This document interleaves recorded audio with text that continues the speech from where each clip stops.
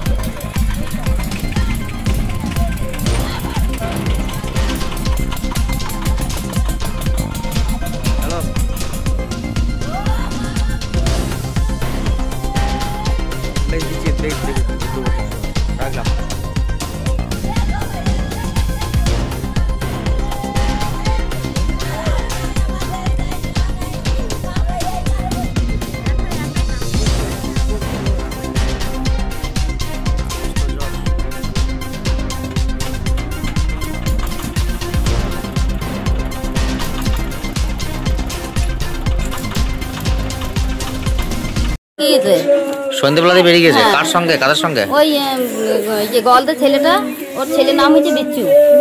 একসঙ্গে ওরা সব বেরিয়ে গেছে? ওরা 4 চাকায় করে ঘর থেকে বেরিয়ে গেল। বেরিয়ে গিয়ে আমি আর জানি না তারপরে কি করে হলো কি জানেন না? তারপর আমি জানি না, আমি একবার সকালবেলায় শুনছি। মোটরসাইকেলটা কাটছিল?